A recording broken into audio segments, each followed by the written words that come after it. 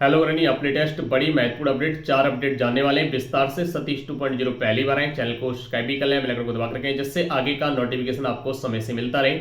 यहाँ पर 4 अपडेट हम विस्तार से देख लेते हैं किस तरीके से हो जाती है। पहली अपडेट यानी बिहार में, जो कि लगातार बिहार सरकार रिकॉर्ड बना रही है। किसी भी राज्य में 1,80,000 पदों पर विज्ञापन शिक्षा विभाग में नहीं निकाला गया था, जो कि प्रथम भर्ती थी। वहीं दूसरी भर्ती यहाँ पर 3 महीने में प्रथम भर्ती को पूरा कर लिया, नियुक्ति पत्र भी दे दिए। यूपी से भी बहुत सारे छात्र और छात्राएं पास हुए हैं, जैसा कि आपने वीडियो के माध्यम से भी देखा है और सारी चीजें देखी हुई है। इसके अलावा दूसरी भर्ती यानी बीपीएससी टीआरई 2.0 निकाल दी गई, जिसमें 55,000 पद रहेंगे, जिसमें बीएड बीटीसी सभी डीएलएड छात्र इसमें फॉर्म भर सकते हैं। साथ ही साथ पूरा अपडेट यहाँ पर देख लेते हैं। तो इसमें देखा जाए तो आपकी डिटेल हो जाती है, जिसमें बीपीएससी ने कहा है कि 6 to 8 के लिए कुल आपके 16,140 पद रहेंगे। 9 to 10 के लिए आपके 18,877 पद हैं। वहीं आपके 11-12 के लिए 18,577 पद हो जाते हैं।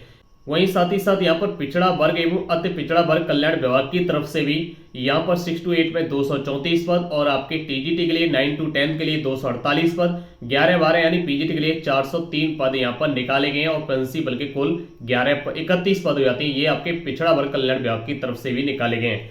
इस तरीके से कुल पद आपके लगभग 55,000 हो जाता है। यही यहाँ पर परीक्षा में भी बड़ा बदलाव किया गया, यानी अब आपके केवल एक ही पेपर होगा, 2 पेपर नहीं होंगे। एक पेपर होगा, इसमें आपके 3 भाग होंगे। प्रथम भाग में आपकी भाषा रहेगी, दूसरे भाग में आपका सामान्य अध्ययन रहेगा, तृतीय भाग में आपके सब्जेक्ट के क्वेश्चन आएंगे।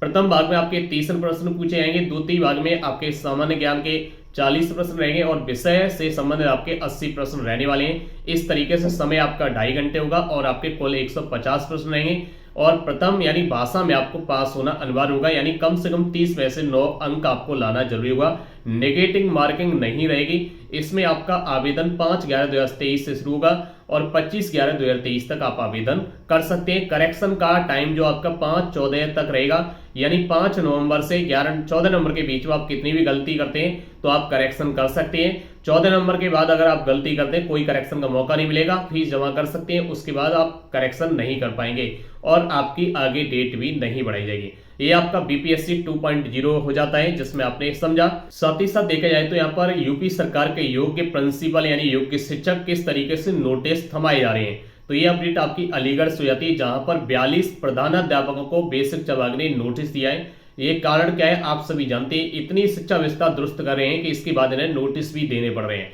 इन्होंने यहाँ पर बताया गया कि इन 42 प्रिंसिपलों ने अपने विद्यालय को निपुण नहीं बनाया है, और छात्र संख्या भी 30 से कम रही है, और अन्य नियमितताएं भी पाई गई हैं। इस कारण से यहाँ पर टप्पल खंड शिक्षा अधिकारी ने ये नोटिस 42 शिक्षकों को, 42 प्रिंसिपल को दिए हैं कि आपका विद्यालय निपुण क्यों नहीं हो रहा है। आप अब यहाँ पर 70-80 हजार वेतन तो ले रहे हैं, लेकिन बच्चों को निपुण नहीं कर पा रहे। इस कारण से यहाँ पर ये योग्य शिक्षकों को, योग्य प्रिंसिपलों को नोटिस थमाया गया है। अगली अपडेट हो जाती है आपके 60 से 70 हजार ऐसे शिक्षक हैं जिनको बड़ी खुशखबरी मिलने जा रही है, यानी वो अपने वेतन का 50% यानी रिटायर ओपीएस उनको मिलेगा। पुरानी पेंशन उनके लिए लागू होने जा रही है। वो कोर्ट से बड़ी जीत जीतने जा रहे हैं। ये जीत आपकी हो जाती है हाई कोर्ट के फैसले से। 60-70 हजार कार्मिकों की जगी पुरानी पेंशन की आस ये केंद्र दे चुका है। 22 दिसंबर 2003 से पहले विज्ञापित पदों पर सुविधा।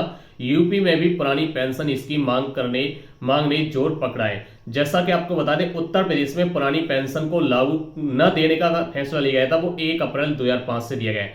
1 अप्रैल 2005 से पहले के जितने भी विज्ञापन है उन सभी को यहाँ पर पुरानी पेंशन दी जाएगी।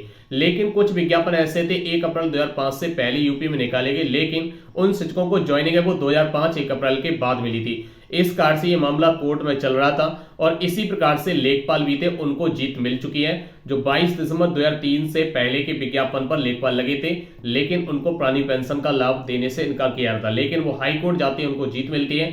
उसी आधार पर अब ये 60 से 70 हजार जो कर्मचारी हैं, सरकारी शिक्षक हैं, इनको भी लाभ मिलने की उम्मीद जगी है। क्योंकि अगर देखा जाए तो केंद्र सरकार ने पुरानी पेंशन को 1 जनवरी 2004 के बाद से बंद कर दिया है, वहीं उत्तर प्रदेश सरकार ने 1 अप्रैल 2005 के बाद बंद किया है। इस तरीके से यहाँ पर 60 से 70 हजार शिक्षक इस जंग को जीत रहे हैं, और उन्हें पुरानी पेंशन मिलना तय है, क्योंकि लेखपाल पर भी हाई कोर्ट ने यह फैसला सुनाया है, और ये भी जीतेंगे ही, क्योंकि इनका नोटिफिकेशन है वो पहले का है, और पहले के नोटिफिकेशन को यहाँ पर हाई कोर्ट ने कहा है कि उनको पुरानी पेंशन दी जाए, चाहे नियुक्ति बाद की हो।